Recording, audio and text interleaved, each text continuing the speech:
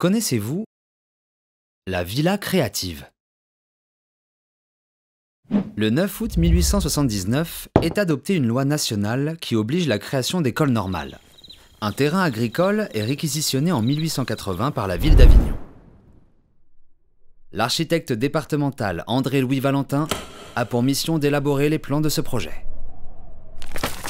La construction commence en 1883 pour accueillir, dès 1886, les enseignants et élèves destinés à devenir institutrices.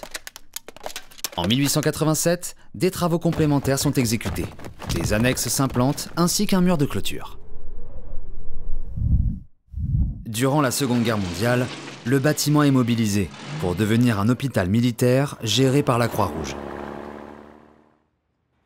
En 1942, il est réquisitionné par les soldats allemands.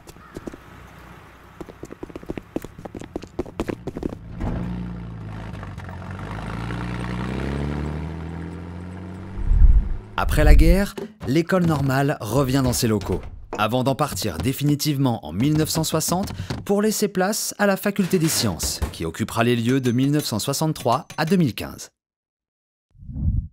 Depuis 2014, le Festival d'Avignon se sert de la cour du bâtiment pour des spectacles et des représentations théâtrales. En 2016, le bâtiment subit des travaux sans précédent. Après une rénovation, la Villa créative ouvre ses portes en 2023. Elle devient une extension du campus de 8200 m² de terrain, avec 4500 m² de bâtiments répartis sur 4 niveaux. Prévue pour être un lieu de décloisonnement, l'extension a pour vocation d'être un espace public, ouvert à tous.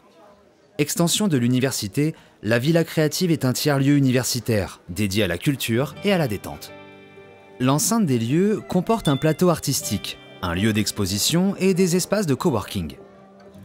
Mais également des salles de formation, des espaces de bureaux et un studio d'étalonnage audio et vidéo.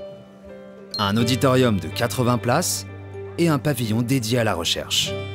Et même une brasserie de ville avec ses bières artisanales. Elle accueille de nouveau le Festival d'Avignon ainsi que des résidents permanents et temporaires, dont l'École des Nouvelles Images. Alors à bientôt dans nos locaux.